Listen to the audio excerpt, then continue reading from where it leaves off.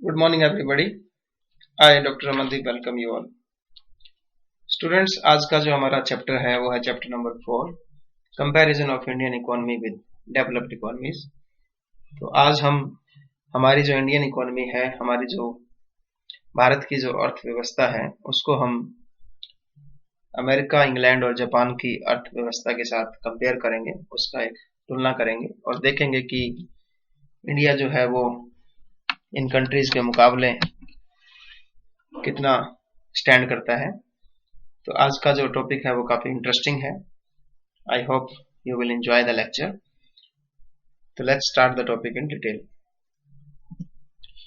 सबसे पहले Indian economy जो है हम उसको एक अंडर डेवलप्ड इकोनॉमी मानते हैं, क्योंकि इंडिया के अंदर जो है काफी इश्यूज हैं जिस वजह से इंडियन इकोनॉमी जो है वो एक अंडर डेवलप्ड इकोनॉमी में आती है। हालांकि हमने 1991 के अंदर जब हमारे देश में finance minister doctor Manmohan Singh थे, तो उन्होंने लिबरलाइजेशन, प्राइवेटाइजेशन और ग्लोबलाइजेशन का कंसेप्ट शुरू किया था। तो उसकी वजह से हमारे देश में जो ग्रोथ रेट जो है वो काफी अच्छी हुई है। और 2000 के बाद अगर हम देखें तो हमारी इकोनॉमी जो है वर्ल्ड की one of the fastest growing economy बन गई थी। बट फिर भी इंडियन इकोनॉमी अभी काफी चैलेंजेस से गुजर रही है। अगर हम चैलेंजेस की बात करें तो इंडिया में काफी प्रॉब्लम्स हैं। सबसे पहले हमारे जो एग्रीकल्चर की जो ग्रोथ है वो बहुत स्लो है, slow growth rate in the agriculture. दूसरा, यहाँ करप्शन बहुत है। हर आदमी आपको, चाहे वो टैक्स की चोरी के रूप में करप्शन कर रहा है, चाहे वो नेता हैं देश के या जितने भी ब्यूरोक्रेट्स हैं, तो करप्शन यहाँ ज्यादा है। इसके बाद पॉपुलेशन की बड़ी यहाँ प्रॉब्लम है। हमारे यहाँ पॉपुलेशन बहुत ज्यादा है और पॉपुलेशन की ग्रोथ भी बहुत ज्यादा हो रही है। लगभग हर साल हम 2 करोड़ के करीब नई पॉपुलेशन को जन्म दे रहे हैं। इसके अलावा हमारा बैलेंस ऑफ पेमेंट जो है वो अनफेवरेबल है। मतलब हमारे जो एक्सपोर्ट है वो इंपोर्ट से कम है, इंपोर्ट हम ज्यादा कर रहे हैं। इंफ्रास्ट्रक्चर हमारा बहुत वीक है, हमारे रोड की, इसके अलावा एयरवेज की, कम्युनिकेशन की, ये काफी प्रॉब्लम है। महंगाई की अभी भी बहुत समस्या है हमारे यहाँ। अगर आप देखेंगे पेट्रोल की है या सिलेंडर की कीमतों में अगर आप देख रहे हो अभी जो कीमतें चल रही हैं। इसके अलावा गरीबी की यहाँ बड़ी समस्या है, पॉवर्टी बहुत बड़ी समस्या है। लगभग 80% लोग जहाँ के जो हैं गरीब हैं। इसके अलावा बच्चों की जो मृत्यु दर है वो बहुत ज्यादा है। माता की जो मृत्यु दर है जन्म देते टाइम बच्चों को, वो बहुत ज्यादा है। ह्यूमन डेवलपमेंट इंडेक्स जो है HDI, उसमें हम 131वें नंबर पे हैं। वो भी हमारा बहुत, उसमें भी हम बहुत गंदी पोजीशन पे हैं। इसके अलावा ईज ऑफ डूइंग बिजनेस है, जो ईज ऑफ डूइंग बिजनेस की बिजनेस करना यहाँ कितना आसान है, उस इंडेक्स में भी हम लगभग 100वें नंबर पे हैं। तो बहुत ही मुश्किल है इंडिया के अंदर बिजनेस करना। तो ये जो हमारे कुछ प्रॉब्लम्स हैं, इन प्रॉब्लम्स की वजह से हम जो है अभी भी एक अंडर डेवलप इकोनॉमी के अंदर हैं। बट फिर भी हमारे जो देश में ग्रोथ हो रही है उसको देखते हुए हम एक डेवलपिंग इकोनॉमी भी बनते जा रहे हैं। और यही अगर चीजें आप अगर डेवलप इकोनॉमीज के अंदर देखेंगे तो ये सारी चीजें वहां आपको नहीं मिलेंगी। उनका इंफ्रास्ट्रक्चर बहुत मजबूत मिलेगा, वहाँ इन्फ्लेशन इतना नहीं मिलेगा, पॉवर्टी वहाँ नहीं मिलेगी, HDI और ईज ऑफ डूइंग बिजनेस वहाँ अच्छा मिलेगा, करप्शन बहुत कम मिलेगा, पॉपुलेशन बहुत कम मिलेगी और एग्रीकल्चर में भी बहुत अच्छा उनका सुधार है। बट डेवलप इकोनॉमीज की भी कुछ प्रॉब्लम्स हैं। तो डेवलप इकोनॉमीज जो हैं उनमें क्या दिक्कतें आ रही हैं? डेवलप इकोनॉमीज में सबसे बड़ी दिक्कत तो ये है कि वो सिर्फ और सिर्फ एक्सपोर्ट के ऊपर डिपेंडेंट है। उनकी जो खुद की लोकल जो डिमांड है वो कम होती जा रही है। इसके अलावा वहाँ पॉपुलेशन नहीं बढ़ रही है। पॉपुलेशन के अंदर भी जो ओल्ड ज्यादा हो रहे हैं, नई पॉपुलेशन नहीं बन रही है उनकी। इसके अलावा अगर आप देखें तो लेबर की बहुत कमी है डेवलप इकोनॉमीज के अंदर। ये उनके भी कुछ इश्यूज हैं। तो इन्हीं इश्यूज को दूर करने के लिए वो लोग काम कर रहे हैं। इंडिया भी अपने इश्यूज को दूर करने के लिए काम कर रहा है। तो आज हम लोग बात करेंगे कि इंडिया की इकोनॉमी जो है उसको हम कंपेयर करेंगे USA के साथ, UK के साथ और जापान के साथ। ये तीनों ही कंट्री अलग अलग कॉन्टिनेंट में है। USA जो है वो नॉर्थ अमेरिका है और यूके यूरोप में लोकेटेड है और जापान एशिया में। तो इससे पहले अगर हम बात करें इन कंट्रीज की जिनको हमने कंपेयर करना है, उसकी थोड़ी सी मैं आपको बता देता हूँ। अगर हम यूएसए की बात करें तो यूएसए वर्ल्ड की सबसे स्ट्रॉन्ग कंट्री है। स्ट्रॉन्ग इन द सेंस की लार्जेस्ट इकोनॉमी है ये। तो यूएसए में 1929 में और 2008 के अंदर डिप्रेशन आया था, बहुत तगड़ी मंदी आई थी यहाँ पे, और सबसे बड़ी इकोनॉमी है ये जीडीपी के अकॉर्डिंगली। और अगर पॉपुलेशन की बात करें तो चाइना इंडिया के बाद ये तीसरे नंबर की सबसे ज्यादा पॉपुलेशन वाली कंट्री है। अगर हम जापान की बात करें तो जापान एक आइलैंड कंट्री है जो चारों तरफ से समुद्र से घिरा हुआ है, एशिया में है ये। तो सबसे ज्यादा इकोनॉमिकली और टेक्नोलॉजिकली एडवांस नेशन है वर्ल्ड का। जापान जो है वो तीसरी सबसे बड़ी इकोनॉमी है, थर्ड लार्जेस्ट इकोनॉमी, अमेरिका और चाइना के बाद ये तीसरी सबसे बड़ी इकोनॉमी है। जापान को इस बात के लिए जाना जाता है कि जापान का जो मैन्युफैक्चरिंग सेक्टर है वो काफी मजबूत है। जापान में भूकंप बहुत आते हैं, सुनामी आती है यहाँ, और जापान की लोकेशन इस तरह की है। जापान जो है उसने सेकेंड वर्ल्ड वॉर जो हुआ था उसमें अमेरिका ने जो था जापान के ऊपर न्यूक्लियर बॉम्ब गिराया था, तो उसमें उसके दो जो शहर थे हिरोशिमा और नागासाकी, ये 1945 के अंदर बिल्कुल तबाह हो गए थे। तो उसके बाद जापान ने अपने हाथ खड़े कर दिए थे, हार मान ली थी, और उसके बाद जापान ने अपने आप को काफी ज्यादा मेहनत करके एक थर्ड लार्जेस्ट इकोनॉमी बन गया है। जापान की अगर हम बात करें तो जापान में आपको सबसे अच्छे मोटर व्हीकल्स जो हैं उसके लिए जापान जाना जाता है। इलेक्ट्रॉनिक्स आइटम्स के लिए जापान बहुत ज़्यादा फेमस है। मशीन टूल्स जापान बहुत बनाता है। इसके अलावा स्टील के अंदर जापान का बहुत अच्छा प्रोडक्शन है, और केमिकल्स में। तो ये जापान इन बातों के लिए बहुत ज़्यादा फेमस है। इसके बाद अगर थर्ड हम बात करें यूनाइटेड किंगडम की, यूके की, जिसको हम ब्रिटेन या यूके भी बोल देते हैं, तो ये यूरोप के अंदर है। तो इसमें आपको इंग्लैंड मिल जाएगा और Scotland, Wales and Northern Ireland.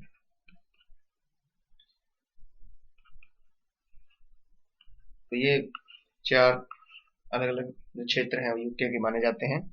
UK एक डेवलप कंट्री है और पूरे वर्ल्ड में फिफ्थ लार्जेस्ट इकोनॉमी है। फिफ्थ लार्जेस्ट इकोनॉमी है यूके जो है। यूके की अगर हम बात करें तो 19th सेंचुरी के अंदर यूके बहुत एक पावरफुल कंट्री था, और 19th सेंचुरी की अगर हम बात करें तो यूके एक ऐसा देश था जिसका वर्ल्ड का जो टोटल एरिया है उसका लगभग 25% यूके के पास था। इतना यूके ने अपना कब्जा कर रखा था, इतनी मजबूत कंट्री था ये। और यूके जो है वो फाउंडिंग मेंबर है नेशनल सिक्योरिटी काउंसिल का, और world bank, international monetary fund, और जो नाटो है और यूरोपियन यूनियन है इसका मेंबर रहा है। हालांकि अब जो है यूके जो है वो यूरोपियन यूनियन का मेंबर नहीं है, अपने आप को इसने यूरोपियन यूनियन से अलग कर लिया है, अब ये बाहर हो गया है। यूके के अंदर जो सर्विस सेक्टर है वो काफी ज्यादा इनका मजबूत है। तो लगभग अगर आप देखेंगे तो 79% जो इनका जीडीपी के अंदर कंट्रीब्यूशन है वो सर्विस सेक्टर से आता है। तो it's a very developed nation, technology यहाँ की बहुत अच्छी है। यूके जो है वो टेक्सटाइल के लिए काफी फेमस है, और ऑटोमोटिव इंडस्ट्री के लिए काफी फेमस है। Then there is aerospace industry, then there is pharmaceutical industry. तो टेक्सटाइल के लिए, ऑटोमोटिव के लिए, एरोस्पेस के लिए और फार्मास्यूटिकल के लिए यूके जो है काफी नोन है। तो ये इन तीन कंट्रीज को हम इंडिया के साथ कंपेयर करेंगे। तो first of all we will be taking into account the gross domestic product. हम जीडीपी के बेस पे देखेंगे कि इंडिया में और यूएसए, यूके और जापान में क्या डिफरेंस है। तो ये सारा जो डेटा है वो यूएस बिलियन डॉलर में है। तो 1 बिलियन जो है उसमें 100 करोड़ होते हैं। तो इंडियंस के लिए बता देता हूँ मैं। तो अगर आप देखेंगे तो 1980 में यूएसए जो है वो 2863 इसने यूएस बिलियन डॉलर का टोटल प्रोडक्शन किया था। तो जीडीपी में क्या आता है, जो आपके जितने भी आपने फिनिश गुड्स बनाए हैं एक साल में, जितनी भी आपकी गुड्स और सर्विसेज हैं, उसका जो मार्केट वैल्यू है उसको हम बोलते हैं मार्केट प्राइस को जीडीपी, कि आपने टोटल प्रोडक्शन कितने का किया है। तो इंडिया में जो था उस टाइम सिर्फ और सिर्फ 190 बिलियन डॉलर का ही हमने प्रोडक्शन किया था। यूके और जापान भी काफी हमसे आगे। अगर हम लेटेस्ट डाटा लें तो लेटेस्ट डाटा में आप देखेंगे कि 2016 के अकॉर्डिंग अमेरिका जो है वो बहुत आगे है। इसने 18,624 यूएस बिलियन डॉलर का जीडीपी प्रोडक्शन किया है। तो टोटल प्रोडक्शन जो है इनका बहुत ज्यादा है। अगर आप जापान को देखें तो जापान भी लगभग 5,000 यूएस बिलियन डॉलर का इसने टोटल प्रोडक्शन किया है। इंडिया की अगर बात करें तो सिर्फ 2,264 यूएस बिलियन डॉलर। तो हम देख सकते हैं कि इंडिया जो है अमेरिका से बहुत पीछे है, जापान से लगभग आधा पीछे है। जापान हालांकि एक बहुत ही छोटी सी कंट्री है, बट फिर भी हम लोग बहुत इनसे पीछे रह गए हैं। तो आप देख सकते हैं कि जीडीपी के अकॉर्डिंगली डेवलप नेशन जो है कि वहाँ पे जो प्रोडक्शन जो है गुड्स एंड सर्विसेज का बहुत ज्यादा हो रहा है, और इंडिया इस मामले में काफी पीछे है। सेकंड अगर आप देखेंगे इंडिकेटर, तो हम देख रहे हैं per capita income. Per capita income कैसे निकलती है कि आपकी जो टोटल नेशनल इनकम होती है उसको अगर हम डिवाइड कर दें नंबर ऑफ पॉपुलेशन से, number of people in a country, तो आपकी वो पर कैपिटा इनकम आ जाएगी कि एक आदमी के हिस्से में कितनी इनकम आ रही है। तो हमने इसको एक्सचेंज रेट के बेस पे लिया है। बाकी जो कंट्री है उनको यूएस डॉलर में कन्वर्ट कर दिया है उनकी नेशनल पर कैपिटा इनकम को। तो आप देखेंगे कि 2016 का अगर हम डेटा लें तो यूएस जो है उसकी पर कैपिटा इनकम बहुत ज्यादा है, जबकि जो कि 56,850 यूएस डॉलर है पर ईयर। और इंडिया के मुकाबले अगर देखें तो इंडिया में सिर्फ जो है 1670 डॉलर जो हमारी है जो पर कैपिटा इनकम बन रही है। तो अगर आप इसको कंपेयर करेंगे तो ये लगभग 34 टाइम्स है। यूएसए और इंडिया का अगर हम कंपैरिजन करें तो ये 34 टाइम्स है, और अगर हम यूके के साथ कंपैरिजन करें तो ये लगभग आपका 25 टाइम्स है, और जापान का लगभग 22 टाइम्स है। तो पर कैपिटा इनकम के बेस पे हम देख सकते हैं कि इंडिया जो है काफी पीछे है। इसलिए इंडिया एक अंडर डेवलप कंट्री है, क्योंकि इंडिया जो है उसकी पर कैपिटा इनकम यूएसए के मुकाबले 34 गुना कम है, जबकि यूके के मुकाबले 25 गुना और जापान के मुकाबले 22 गुना कम है। तो ये क्लियरली इंडिकेट करता है कि हमारे यहाँ इकोनॉमिक डेवलपमेंट अभी नहीं हुई है, कि लेवल ऑफ इकोनॉमिक डेवलपमेंट जो है वो इंडिया में काफी पीछे है। दूसरा, अगर हम पर कैपिटा इनकम को परचेजिंग पावर पैरिटी बेसिस पे देखें, अब हम क्या कर रहे हैं, पर कैपिटा इनकम को हम एक्सचेंज रेट बेसिस पे नहीं देख रहे बल्कि परचेजिंग पावर पैरिटी के बेस पे देख रहे हैं। परचेजिंग पावर पैरिटी बेस का मतलब होता है कि एक यूनिट अगर आपको कोई खरीदनी है तो उसके लिए आपको अमेरिका में कितना प्राइस देना पड़ेगा और इंडिया में कितना प्राइस देना पड़ेगा उसी सेम चीज को खरीदने के लिए। परचेजिंग पावर क्या है? मान लो अगर आपको एक जीन्स लेनी है, एक जीन्स को आप परचेज करना चाहते हो, वही सेम जीन्स आपको अमेरिका में कितने की मिलेगी और वही सेम इंडिया में कितने की मिलेगी। या अगर आप कह दो कि आपको एक खाना खाना है, एक थाली लेनी है आपको खाने को, तो वो थाली आपको इंडिया में कितने की मिलेगी और वो यूएसए, जापान और यूके में कितने की मिलेगी।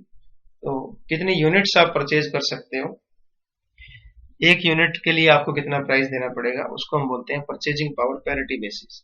तो उस बेस पे अगर आप देखें तो उसमें चेंजेस आ जाता है। तो 2016 में 58,700 जो था यूएस डॉलर जो था वो परचेजिंग पावर पैरिटी था इंडिया के मुकाबले। इंडिया में वही आपको 6,490 का पड़ रहा है। पर कैपिटा इनकम इंडिया की 6,490 हो गई है और यूएसए की जो है 58,700 है। तो ये लगभग जो है वो 9 टाइम्स है।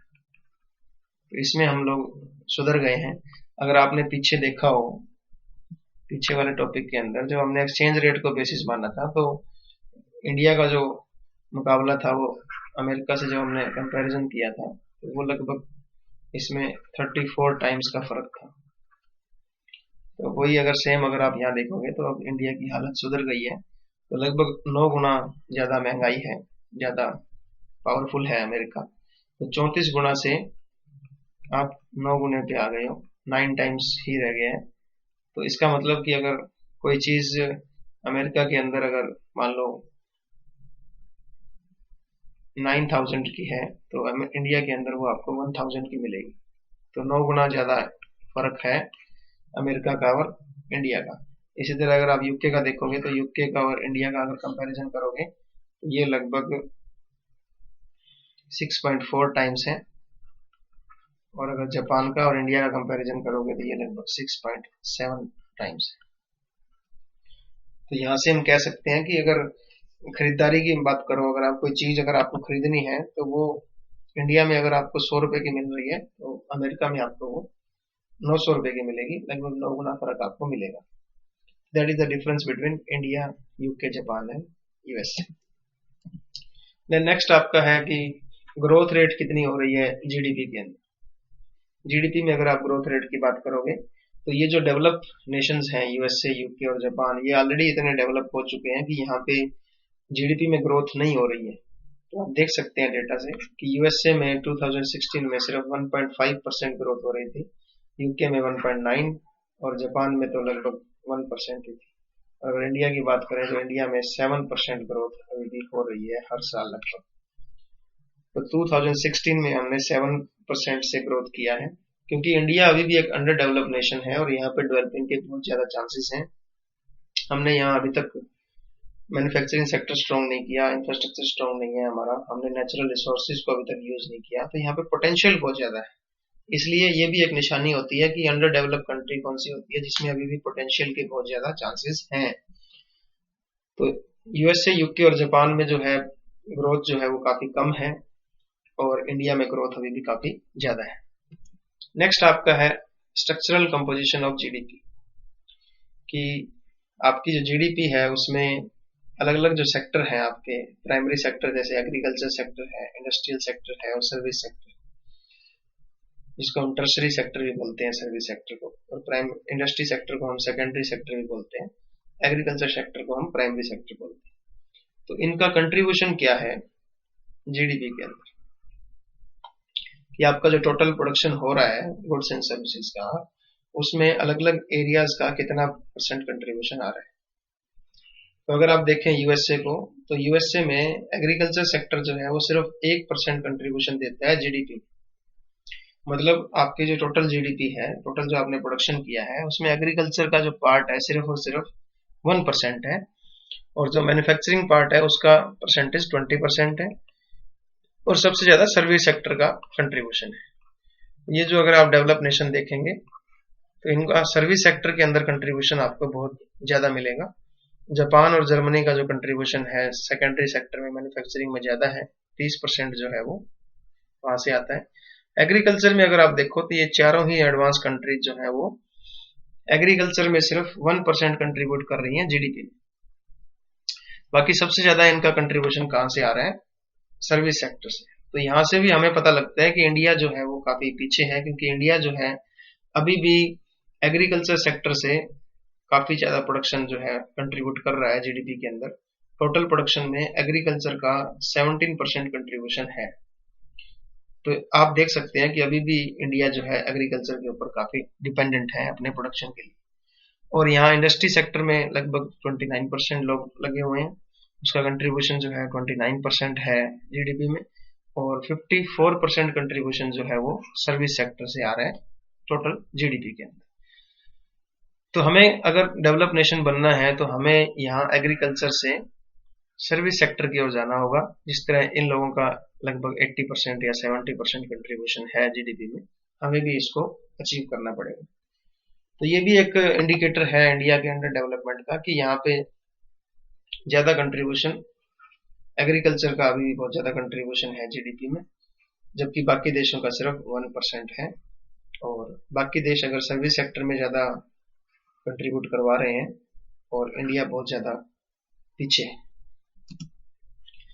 अगला जो इंडिकेटर है वो है फॉरेन ट्रेड, कि आपका दूसरे देशों के साथ कैसा एक्सपोर्ट और कैसा इंपोर्ट रहता है। एक कंट्री का दूसरी कंट्री के साथ क्या इंपोर्ट और एक्सपोर्ट रहता है। तो अगर आप यूएसए की बात करें तो हमने दो चीजें ली हैं, मर्चेंटाइज एक्सपोर्ट और इंपोर्ट लिया है, और इधर सर्विस एक्सपोर्ट और इंपोर्ट। तो ये जो एरिया है ये सर्विस एक्सपोर्ट का है, और ये जो एरिया है ये मर्चेंटाइज गुड्स का है, और ये वाला एरिया जो है सर्विस का है। तो अगर आप देखेंगे तो यूएसए जो है वो एक्सपोर्ट के अंदर नंबर 1 है पूरे वर्ल्ड के अंदर। 1455 यूएस बिलियन डॉलर का इसने एक्सपोर्ट करता है। ये 2016 में इसने 1455 यूएस बिलियन डॉलर का एक्सपोर्ट किया है। अगर इंपोर्ट की बात करें तो अमेरिका इंपोर्ट भी बहुत करता है, ग्लोबल में इसकी रैंक जो है वो नंबर 1 है। 2251 का इसने इंपोर्ट किया है। अगर आप यूके की बात करें तो यूके 10th नंबर पे है एक्सपोर्ट के अंदर, 409 यूएस बिलियन डॉलर का एक्सपोर्ट किया है, और इंपोर्ट भी इनका ज्यादा है, 636 बिलियन डॉलर का इन्होंने इंपोर्ट किया है, और वर्ल्ड में इनकी पोजीशन चौथी। इसी तरह जापान ने 645 यूएस बिलियन डॉलर का एक्सपोर्ट किया है। जर्मनी ने, देखो एक छोटी सी कंट्री है जर्मनी, और कितना ज्यादा इन्होंने एक्सपोर्ट कर रखा है, वर्ल्ड में इनकी पोजीशन 3rd नंबर की। उतना ही ये लोग इंपोर्ट भी कर रहे हैं, वर्ल्ड में इनकी पोजीशन 3rd नंबर पे। इंडिया की अगर बात करें तो इंडिया ने 2016 में सिर्फ 264 यूएस बिलियन डॉलर का एक्सपोर्ट किया है, और वर्ल्ड में इसकी पोजीशन 20। इंपोर्ट भी हमने ज्यादा किया है, 359 यूएस बिलियन डॉलर का, और वर्ल्ड में हमारी पोजीशन 14th नंबर पे। तो हम देख सकते हैं कि ये जो डेवलप कंट्रीज हैं ये इंडिया से काफी आगे हैं एक्सपोर्ट करने में। ये एक्सपोर्ट इसलिए कर पा रही हैं क्योंकि इनकी टेक्नोलॉजी अच्छी है, इनके पास लेबर बहुत अच्छी है, इनको कॉस्ट बहुत कम पड़ती है। तो इंडिया जो है अभी भी एक्सपोर्ट के मामले में बहुत पीछे है, और इंपोर्ट भी हम लोग बहुत ज्यादा कर रहे हैं। अगर हम सर्विस सेक्टर की बात करें तो सर्विस सेक्टर के अंदर भी अमेरिका जो है वो सबसे आगे है, नंबर 1 है। इसने 733 डॉलर का सर्विस एक्सपोर्ट किया है, सर्विसेज दी है, नंबर 1 पे है। यूके नंबर 2 पे है with 324 US billion dollar. Germany number 3 पे है विद 268 डॉलर। जापान नंबर 7 पे है, और इंडिया एक्सपोर्ट के मामले में 8th नंबर पे है, जो कि एक बहुत अच्छी बात है, क्योंकि हमारा जो सर्विस के अंदर अगर हम देखें तो हम आईटी सेक्टर के अंदर बहुत ज्यादा मजबूत हैं। पूरे वर्ल्ड में लगभग 50% जो कंट्रोल है आईटी सेक्टर के ऊपर हमारा है। तो इस वजह से हम जो है 8वें नंबर पे। और इधर अगर एक्सपोर्ट इंपोर्ट की सर्विस इंपोर्ट की बात करें तो अमेरिका जो है नंबर 1 पे है, ये काफी सर्विसेज लेता है और देशों से 482 यूएस बिलियन डॉलर के साथ नंबर 1 पे है। जर्मनी 311 यूएस बिलियन डॉलर के साथ इंपोर्ट में नंबर 3 पे है वर्ल्ड में। और अगर इंडिया की बात करें तो इंडिया 133 यूएस बिलियन डॉलर का इंपोर्ट कर रहा है, और वर्ल्ड में 10वें नंबर पे है। तो हम लोग काफी सर्विसेज बाहर से ले भी रहे हैं, और एक्सपोर्ट के मामले में भी हमारा अच्छा हाल है। तो इंडिया को चिंता करने की जो जरूरत है वो है मर्चेंटाइज एक्सपोर्ट और इंपोर्ट। हमें और आइटम्स को एक्सपोर्ट करना चाहिए, और ज्यादा प्रोडक्शन करना चाहिए, और इंपोर्ट हमारा और कम होना चाहिए। जिन चीजों को हम इंपोर्ट करते हैं उनको हमें इंडिया में ही बनाना चाहिए। देन नेक्स्ट आपका है foreign direct investment, FDI. FDI, अगर आप एफडीआई की बात करो, एफडीआई का मतलब होता है कि जब फॉरेन के जो लोग हैं वो आपके इंडिया के अंदर, जब वो आपके शेयर्स के अंदर इन्वेस्ट करते हैं, या यहाँ पर आकर के कोई फैक्ट्री या आपके साथ पार्टनरशिप करते हैं, तो उसको बोलते हैं फॉरेन डायरेक्ट इन्वेस्टमेंट। तो दो तरीकों से ये हो सकता है कि एक तो आपकी कंपनी के शेयर या डिवेंचर या बॉन्ड्स वो खरीद लें, और दूसरा ये कि वो यहाँ पे अपनी कोई फैक्ट्री लगा लें, या आपके साथ कोई सब्सिडरी खोल लें, या पार्टनरशिप कर लें। मोदी ने भी काफी जोर दिया है कि एफडीआई को बढ़ावा दिया जाए। अब हमने लगभग सारे सेक्टरों को ही फॉरेन डायरेक्ट इन्वेस्टमेंट के लिए 100% के लिए खोल दिया है। तो अगर आप 2016 में देखें तो अमेरिका के अंदर सबसे ज्यादा एफडीआई आई है, 479.42 यूएस बिलियन डॉलर। तो इंडिया जो यूएसए जो है वो नंबर 1 पे है। बहुत ज्यादा फॉरेन डायरेक्ट इन्वेस्टमेंट अमेरिका के अंदर हो रहा है। लगभग हर कंट्री जो है वो यूएसए के अंदर पैसा लगाती है, उनकी कंपनियों में इन्वेस्ट करती है, और वहां पे पार्टनरशिप भी कर रही है। यूके के अंदर 265.81 US बिलियन डॉलर का FDI हो रहा है, जापान में 34 का, और इंडिया में सिर्फ 44.46 US बिलियन डॉलर का ही FDI आया है। तो जितना FDI आता है उतना ही अच्छी इकोनॉमिक डेवलपमेंट होती है, क्योंकि फॉरेन के लोग आपको पैसा दे रहे हैं, वो आपके शेयर्स के अंदर इन्वेस्ट कर रहे हैं, वो आपकी कंपनी में इन्वेस्ट कर रहे हैं, वो यहाँ पे अपनी सब्सिडरी खोल रहे हैं। तो जितना ये कम होता है उतना ही ये इंडिकेटर है कि आपकी जो इकोनॉमी है उसमें इकोनॉमिक डेवलपमेंट नहीं हो रही है। तो इंडिया को भी चाहिए कि वो अपने FDI इनफ्लो को बूस्ट करे ताकि इन्वेस्टमेंट और प्रोडक्शन यहाँ ज्यादा हो। देन नेक्स्ट आपका है एक्सटर्नल डेट। ये भी हम देख सकते हैं कि एक्सटर्नल डेट का मतलब होता है कि आपने बाहर वर्ल्ड बैंक से, IMF से, एशियन डेवलपमेंट बैंक से कितना पैसा लिया हुआ है, फॉरेन की जो कंट्रीज हैं उनकी गवर्नमेंट से कितना पैसा लिया हुआ है, इसके ऊपर आपको पेमेंट करनी पड़ती है इंटरेस्ट की, उन्हीं की जो करेंसी होती है उसमें। तो अगर आप देखेंगे 2016 के एक्सटर्नल डेट की अगर बात करें तो अमेरिका ने सबसे ज्यादा डेट लिया हुआ है, 17,910 US बिलियन डॉलर। तो अमेरिका सबसे ज्यादा कर्जदार है, अमेरिका नंबर 1 है, बट हमें ये भी पता लगता है कि अमेरिका के ऊपर कर्जा भी सबसे ज्यादा है। यूके ने भी काफी कर्जा लिया हुआ है, लगभग 8,000 US बिलियन डॉलर का। जापान ने लगभग 3,240 डॉलर का बिलियन डॉलर का, और इंडिया ने 456 US बिलियन डॉलर का एक्सटर्नल डेट लिया हुआ है। इंडिया की अगर बात करें तो और देशों के मुकाबले हमारा डेट काफी कम है, बट ये यूं भी दर्शाता है कि हमें बाहर से लोन मिल नहीं रहा है, हमें फॉरेन जो कंट्रीज हैं, वर्ल्ड बैंक है, वो बहुत कम लोन दे रहा है। तो कम लोन लेने की वजह से हमारे पास प्रोडक्शन के और डेवलपमेंट इंफ्रास्ट्रक्चर डेवलप करने के साधन नहीं है। ये भी एक चिंता की बात है, बट ठीक है कि हमारा लोन ही इतना कम है तो हमें कम वापस करना पड़ेगा, तो ये भी एक इंडिकेटर है। देन ये कुछ डेमोग्राफिक इंडिकेटर्स हैं, they are called demographic indicators, कि आपकी पॉपुलेशन साइज कितना है। अगर पॉपुलेशन की बात करें तो 2016 के अकॉर्डिंग USA की पॉपुलेशन जो थी वो लगभग 32 करोड़, जापान की लगभग 12.5 करोड़, यूके की 6.5 करोड़ और इंडिया की 132 करोड़। तो इंडिया पॉपुलेशन के मामले में सबसे आगे है, यहाँ पे हमारा कोई मुकाबला नहीं है, कोई हमसे मुकाबला नहीं कर पाएगा।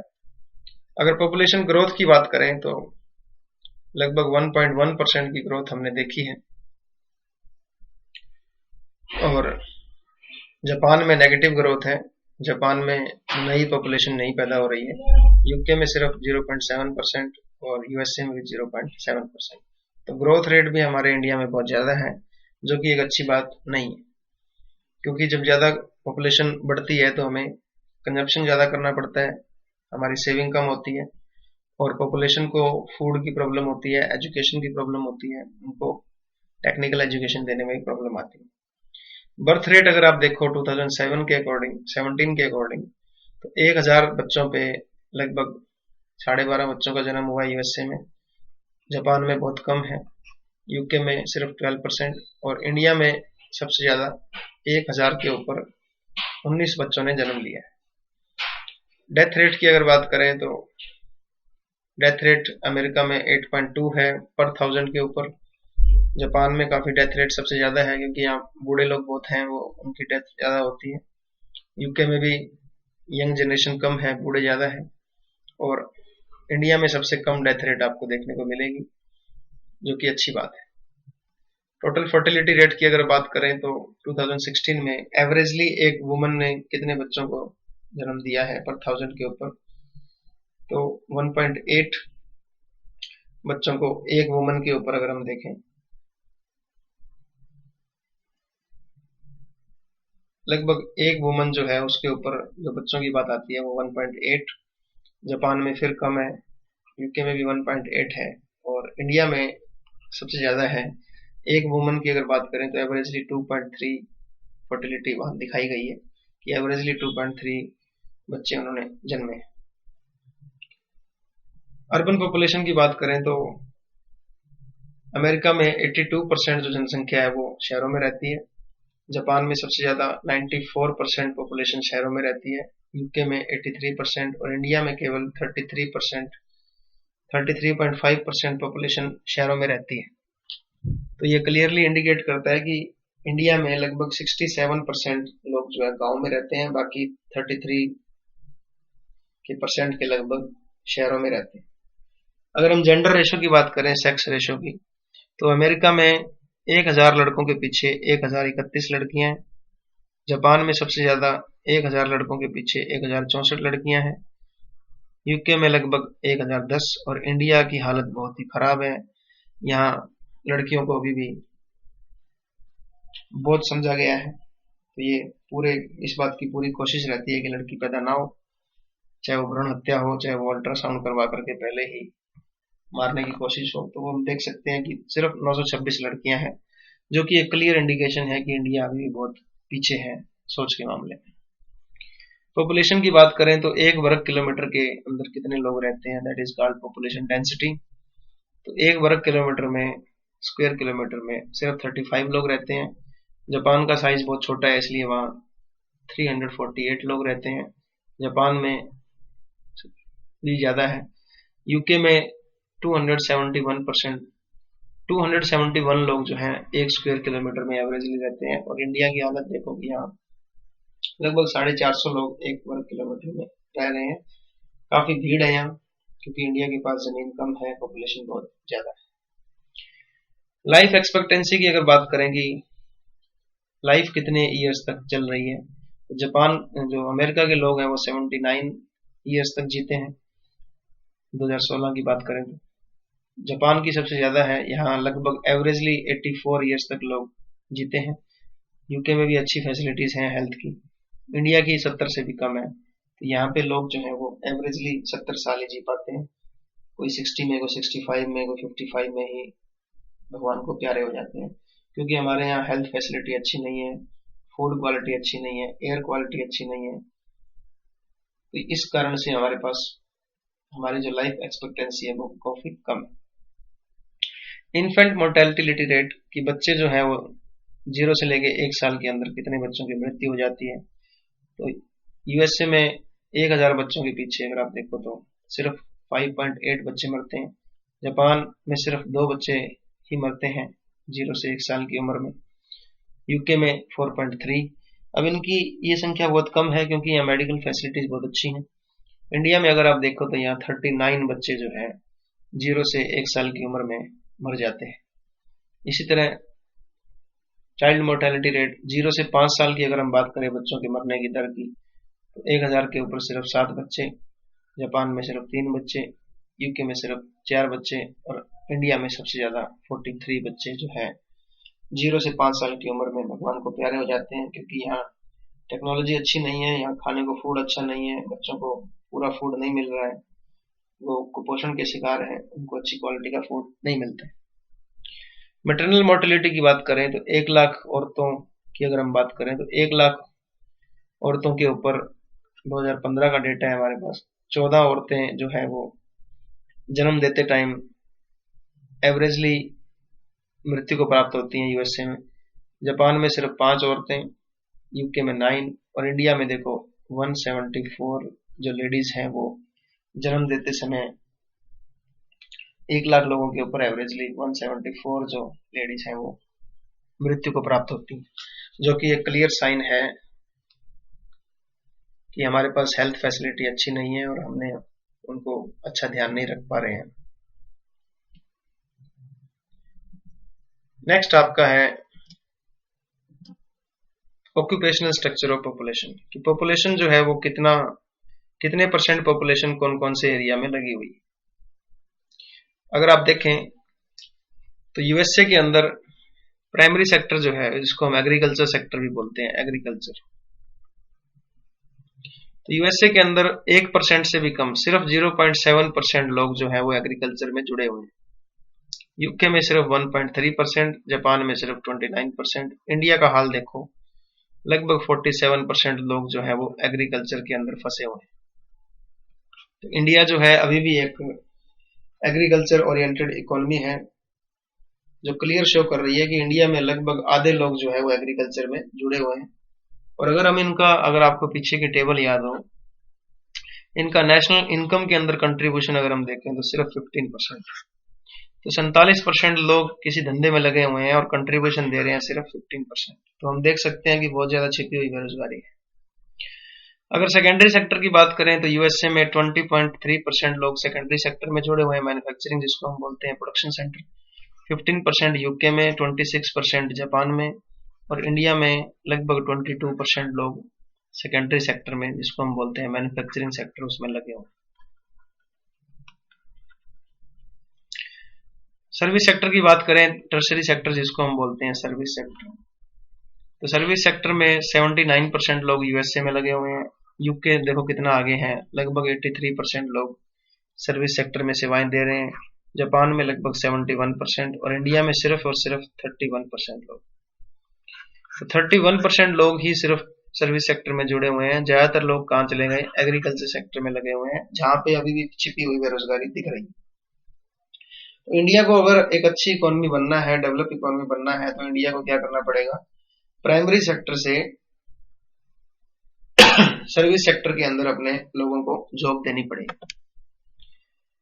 तो इससे हमें पता लगता है कि इंडिया अंडर डेवलप क्यों है, क्योंकि यहाँ पे अभी भी बहुत ज्यादा लोग प्राइमरी सेक्टर में लगे हुए हैं, जबकि उनको कहाँ होना चाहिए, टर्सरी सेक्टर। नेक्स्ट आपका है human development indicator. Human development indicator, अगर आपके देश में जो लोग रहते हैं, अगर आप उनकी डेवलपमेंट करना चाहते हो, तो उनको आपको अच्छा खाना, कितनी पॉपुलेशन है, कितनी लाइफ एक्सपेक्टेंसी है, एजुकेशन कितनी है, इन सब चीजों को देखना पड़ेगा। तो इसके लिए क्या होता है कि एक इंडिकेटर बनाया गया है जिसको हम बोलते हैं ह्यूमन डेवलपमेंट इंडेक्स। तो उस इंडेक्स के अंदर इन सब आइटम्स को लिया जाता है और फिर सारी कंट्रीज के अंदर एक सर्वे होता है, और उस सर्वे के बाद में हर एक कंट्री की रैंक डिसाइड होती है। तो जिसकी रैंक सबसे ज्यादा होती है वहां पे ह्यूमन डेवलपमेंट इंडिकेटर सबसे अच्छे होते हैं। तो इसमें क्या क्या आता है, लाइफ एक्सपेक्टेंसी जितनी ज्यादा होगी उतना ही अच्छा होगा, लिटरेसी रेट कितनी है, एजुकेशन कितनी है, पॉवर्टी लाइन से कितनी पॉपुलेशन नीचे है, जितनी कम होगी उतना ही अच्छा होगा, इन्फेंट मोर्टेलिटी रेट कितने बच्चे जन्म के टाइम मर जाते हैं, जितना कम होगा उतना ही अच्छा होगा, मैटरनल मोर्टेलिटी रेट कितनी माताएं, कितनी लेडीज जन्म देते टाइम मर जाती हैं, जितना कम होगा उतना ही अच्छा होगा, वाटर सोर्सेज कितने अच्छे हैं लोगों के पास, पीने का पानी कितना बढ़िया है, अंडर नरिश्ड पॉपुलेशन कितनी है, कि कितनी ऐसी पॉपुलेशन है जिनको खाने के लिए पूरी कैलोरीज नहीं मिल रही हैं, और कितनी ऐसी पॉपुलेशन है जिनके पास सैनिटेशन अच्छा है, मतलब कि जो टॉयलेट की व्यवस्था है, नहाने की व्यवस्था है, वो कितनी अच्छी है। तो इन सब इंडिकेटर्स को लिया जाता है और इससे आपका HDI बनता है, ह्यूमन डेवलपमेंट इंडेक्स। तो उसमें देखते हैं कि सबसे ऊपर कौन है। 2015 की हम बात कर रहे हैं, तो ये जो इंडिकेटर है उसमें नॉर्वे सबसे ऊपर है, ऑस्ट्रेलिया दूसरे नंबर पे है, इनका स्कोर जो है वो लगभग 94% है, यूएसए 10वें नंबर पे है, यूके 16 नंबर पे है, जापान 17 पे है, और इंडिया का तो जिक्र ही ना करो, 131वें नंबर पे इंडिया पहुंचा हुआ है। इसका मतलब हमारे यहाँ, अगर हम डेवलपमेंट की बात कर रहे हैं, तो हमारे यहाँ अभी भी लिटरेसी रेट बहुत कम है, लाइफ एक्सपेक्टेंसी बहुत कम है, गरीबी बहुत ज्यादा है, बच्चे बहुत ज्यादा मर रहे हैं, लेडीज को अभी तक मेडिकल फैसिलिटीज नहीं मिल रही हैं, पीने के पानी की अच्छी व्यवस्था नहीं है, सैनिटेशन की व्यवस्था नहीं है, खाने पीने की व्यवस्था नहीं है। इंडिया अभी भी बहुत पीछे है, हम लोग सिर्फ कागजों में ही आगे बढ़ रहे हैं, बट अगर रियलिटी की बात करें तो ये रियलिटी है। ये जो ह्यूमन डेवलपमेंट इंडिकेटर्स हैं, HDI जो है, इससे सारी पोल खुल जाती है और हम ये देख सकते हैं, बड़ी ही शर्म की बात है कि हमारे यहाँ अभी भी बहुत ज्यादा हम पीछे हैं, बेसिक जो हमारी नीड्स हैं वो भी पूरी नहीं हो रही हैं। तो हमें इस पे बहुत काम करने की जरूरत है। पॉपुलेशन इसमें बहुत बड़ा कारण है, और दूसरा लिटरेसी, एजुकेशन बहुत बड़ा कारण है। तो हमें पॉपुलेशन को कंट्रोल करना होगा और लिटरेसी को बढ़ाना होगा। नेक्स्ट आपका है ease of doing business index, कि किसी भी कंट्री में अगर आपको बिजनेस लगाना है तो उसमें उस कंट्री की आपको कितनी कितनी सहयोग मिलता है आपको उस कंट्री की सरकारों का, क्योंकि अब जब भी आपको कोई बिजनेस लगाना होता है किसी कंट्री के अंदर तो आपको बहुत सारी परमिशन लेनी होती है।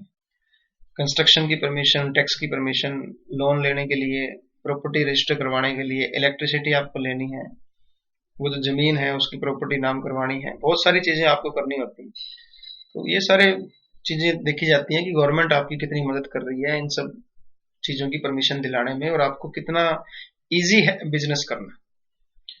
तो अगर आप इंडेक्स देखें 2017 का, तो न्यूजीलैंड नंबर 1 पे है। न्यूजीलैंड के अंदर बिजनेस लगाना, बिजनेस करना बहुत ही इजी है, गवर्नमेंट आपकी बहुत हेल्प करेगी बिजनेस स्टार्ट करने में। सिंगापुर नंबर 2 पे है। सिंगापुर एक छोटी सी कंट्री है देखिए, और लगभग वर्ल्ड की हर एक जो कंट्री है वो सिंगापुर में अपना बिजनेस स्टार्ट करना चाहती है, यहाँ से बिजनेस को चलाना चाहती है, क्योंकि गवर्नमेंट बहुत मदद करती है। यूएसए 6 नंबर पे है, यूके 7 नंबर पे है, जापान 34वें नंबर पे है, और इंडिया ने तो शुक्र है कि टॉप 100 में जगह बनाई है, 100वें नंबर पे हम आए हुए हैं। तो जितना हमारा ये रैंक ज्यादा है उतने ही शर्म की बात है, क्योंकि इंडिया में बिजनेस करना बड़ा मुश्किल हो रहा है। इवन तक कि जो गोदरेज का मालिक है वो, उसने ये स्टेटमेंट दी है कि मेरा मन करता है कि मैं इंडिया से अपने सारा बिजनेस हटा लूं, गवर्नमेंट इतना तंग कर रही है। तो ये सारे फैक्ट बताते हैं कि इंडिया में अभी भी बिजनेस करने के लिए आपको काफी प्रॉब्लम आ रही है, गवर्नमेंट परमिशन आपको नहीं दे रही है, गवर्नमेंट सहयोग नहीं कर पाती है। तो 190 कंट्री में आप 100वें नंबर पे हो, तो आपके हालात जैसे पाकिस्तान, अफगानिस्तान, श्रीलंका, भूटान इनमें है, वैसे ही आपके हालात हैं। तो कोई ज्यादा फर्क नहीं है आप में और पाकिस्तान में और अफगानिस्तान में। तो बहुत ज्यादा काम करने की जरूरत है आपको। जो आपने जो लाइसेंसेस और रेगुलेशंस जो लगा रखे हैं, रूल्स बना रखे हैं, उनमें आपको थोड़ा सा कॉम्प्लेक्सिटीज को कम करना पड़ेगा। आपको बिजनेस को लगाने के लिए सहयोग करना पड़ेगा लोगों का, ताकि आप अपने इस इंडेक्स में ऊपर आ सकें। देन अगर हम देखें कैपिटल फॉर्मेशन पर, कैपिटल फॉर्मेशन का मतलब होता है कि आप अपने जीडीपी का कितने परसेंट सेव कर रहे हैं और कितने परसेंट उसको आगे इन्वेस्ट कर रहे हैं।